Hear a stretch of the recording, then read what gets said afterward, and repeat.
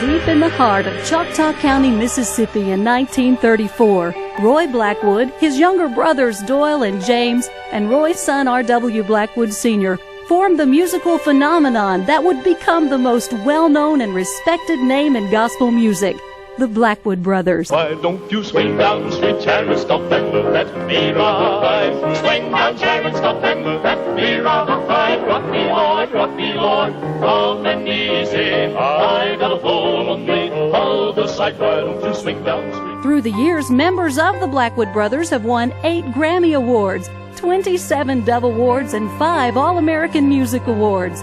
The Blackwood Brothers were the first artists to be inducted into the Gospel Music Hall of Fame in Nashville. The Southern Gospel Music Museum inside the gates of Dollywood in Pigeon Forge, Tennessee, recognizes the Blackwood family's significant impact on the music industry with an impressive display. James and R.W. Blackwood Sr. also hold places of honor in the Southern Gospel Music Hall of Fame in Pigeon Forge.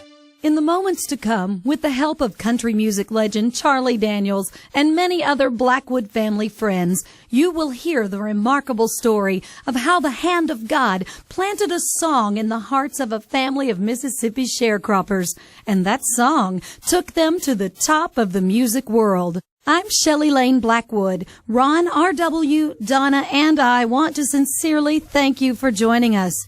It is our hope that you will be touched by the tragedy and inspired by the triumph of the Blackwoods. We're telling you in song, hello. It's the Blackwood Brothers. Gospel singing show. The Blackwood Brothers are legends in the history of gospel music. Rock my soul in the bosom of Abraham. Rock my soul in the bosom of Abraham. Rock my soul in the bosom of Abraham. Oh, rock my soul. Why don't you rock my soul? With harmonies as tight as a drum and inventive arrangements that made audiences beg for more, this family group was destined for greatness. And yet their story is about much more than the music. It's about the struggles we all deal with, money problems, career demands, and family tragedies that threaten to break the spirits of these gospel music pioneers. How did they overcome these obstacles? Well, you might call it a secret weapon, except the Blackwoods are awfully vocal about it. It is no secret what God can do. You know, it's amazing, back then they had so little, and yet they had love, and they had family, and they had a love for God. As it turns out, they had a talent for music too, one that did not go unnoticed. Eldest brother Roy, a traveling evangelist, returned home to Mississippi in 1934. It wasn't long before he and his brothers formed a singing group. Roy added his son R.W. to make them a quartet, and from that moment on, gospel music would never be the same. Family harmonies and family groups can never be gotten around when it comes to singing, and the Lord gave them the built-in harmonies. Each drop of blood bought me a million years. With their inspired harmonies and heartfelt delivery, it didn't take long for the Blackwood Brothers to gain in popularity. They toured from church to church and sang on numerous radio shows. I remember hearing them on the radio, I think it was every day at noon, from Shenandoah, Iowa. And I'll never forget, the announcer, before the Blackwood Brothers would come on, would say, "As deep-rooted as the cypress trees, so are the Southland spirituals, brought to you by whatever sponsor, and sung by the Blackwood Brothers Quartet from Shenandoah, Iowa." The crowds were even bigger out in Radio Land. An estimated 1 million people listened to the Blackwoods radio broadcast every day. In 1947, Bill Lowes made his debut as a member of the Blackwood Brothers Quartet, and the results were mighty pleasing. With the booming voice of Bill Lowes on bass, the Blackwood Brothers were poised not only to achieve great success for themselves, but also to influence a whole new generation of singers. You will find many country artists who have come from the gospel side and love gospel music. My late wife, Tammy Wynette, grew up in church, playing piano in church just as I did. Her first love was Southern gospel music. Tammy Wynette wasn't the only popular singer to be influenced by the Blackwood Brothers sound. With his father Roy singing bass for the quartet, Cecil Blackwood often sat in on rehearsals, and one day he introduced the group to a new friend of his, a guy named Elvis Presley. I had met him in Sunday school. Class had already started, and this fellow walked in, and everybody looked at him, and it looked a little unusual, a little different to the average person. His hair was a little longer than everyone else's. He had his ducktails a little higher than everybody else. He had on looked like a second-hand coat, red, and was carrying a pair of gloves, and very quiet, and he just sat down, and Brother Carter says, "We have a new person here. What's your name?" He said, "Elvis Presley." Well, that name meant nothing. Never heard it before. Didn't know that we'd hear a lot of it later. And so some of the guys kind of laughed at his clothing. Well, I didn't. And I talked to him, and we became friends. Elvis Presley would change the sound of popular music forever. But before he began his meteoric rise to the top, the Blackwoods would make their own mark in their own unique way. First, they signed a recording contract with RCA Records, and then they stunned the music industry by forming an alliance with their stiffest competitors, the Statesman Quartet. Skeptics laughed at the idea of the two groups touring together, saying that the business was far too cutthroat for both to survive. Little did they know that gospel singers do things a little bit differently. The enormous popularity of the Blackwood Brothers meant they had to turn down requests for their shows because they couldn't possibly drive to all the places who wanted them. Baritone R.W. Blackwood proposed a solution, to which James reluctantly agreed. In 1952, we decided to purchase an airplane and fly to our engagements. And so we flew for 2.5 years to all of our engagements. And my nephew, R.W., was the pilot, and our co-pilot was Bill Lyles, our bass singer. R.W. would take me riding, and I thought it was great. We'd fly over the house, and we could see where we lived, and we'd fly around Memphis, and it was an exciting thing. In spite of some misgivings, the Blackwoods took full advantage of their new mode of transportation by accepting more concert requests than ever. By this time, they were a household name in the South, but in some parts of the country, folks were missing out on their inspired gospel sound. That all changed with the help of a man named Arthur Godfrey and a new invention called television. By the 1950s, over half of all American families owned a TV set, and the Blackwood Brothers made history by becoming the first gospel group ever to appear on national television, winning first place on one of the era's most popular shows, Arthur Godfrey's Talent Scouts. No doubt about it, the boys were on top of the world.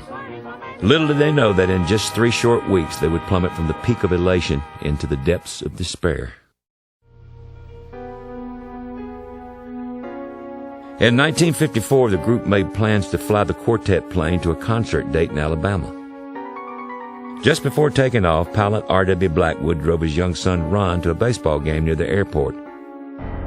The weather was beautiful, not a cloud in the sky, and yet somehow the boy sensed danger.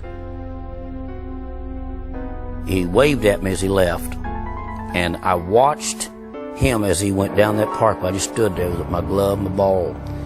And I had this, I don't know why, but I just had a strange feeling. Didn't know why, but I watched him till the car disappeared. So I went on playing my ball game, and the ball game was almost over. And that was back in the days when they didn't have the laws and rules against buzzing the town with a plane or something. People did it all the time. Well, here I saw this plane coming. Of course, I looked up and saw it was Daddy. And he flew down like that and dipped his wing at me, like that. And when the plane went over, I could see him looking out. I could see just part of his head, and they took the plane back and went and did like that. And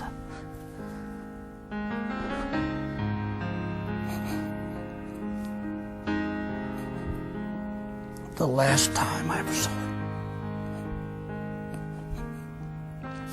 it, 46 years, and I still. Not over. R.W. Blackwood and Bill Lyles were on a collision course with destiny. But first, there would be one last concert. To swing down, sweet chariot, stop and let me ride. Swing down, chariot, stop and let me ride. Rock me, Lord, soft and easy. I will hold thee, hold the side. At a peach festival in Clanton, Alabama, the Blackwood Brothers Quartet sang their hearts out for the Lord. Now, good night. May God bless you all. The crowds begged for more, but the boys had made plans to fly home that very night. So they took their final bows and headed for the tiny dirt airstrip just outside of town. Before they loaded everyone on board, RW and co-pilot Bill Lyles decided to take the plane up for a flight test, and they weren't alone. A local teenager named Johnny Ogden asked to be taken along for the ride. Unfortunately, the singers agreed.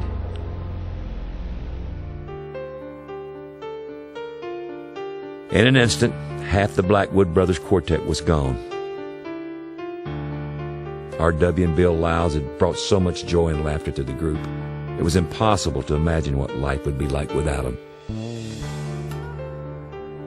As news of the crash spread, family, friends, and fellow musicians struggled to come to terms with what had happened. When Daddy died in the plane crash, I was 13 years old. I took it pretty heavy because he was my hero. They came over the news service, and we had just seen R.W. and Bill maybe not more than a month before that. I truly was heartbroken because there was nobody like R.W. Blackwood. There is no night, for in his life you never walk alone. Always feel at home, wherever you may roam. The Blackwood Brothers Quartet was reborn, with J.D. Sumner singing bass and James' nephew Cecil Blackwood on baritone. Their first concert together was scheduled for Clanton, Alabama, the site of the plane crash. This was about a month and a half after the plane crash, and right back to the airport hangar, we did a concert without even rehearsal. Bill Shaw, James Blackwood, Cecil Blackwood, J.D. Sumner, Jackie Marshall's piano, and that started our career back up there at the airport with several thousand people there to hear us. And Elaine Blackwood, R.W.'s widow, Ruth Lyles, Bill Lyles' widow, they were there, and the kids. We introduced them. But I remember being there. I remember them introducing Cecil, but I think the one that got me the most was J.D. Sumner. All I know is I saw a guy just stand up, looked like he went all the way to the top of the mountain, as big as he was. J.D. Sumner built a bridge that night to R.W.'s son Ron, establishing a loving bond that would last for the rest of his life. He said, nobody could take your daddy's place. He said, I'm here to help. And J.D. was my friend to the day he died.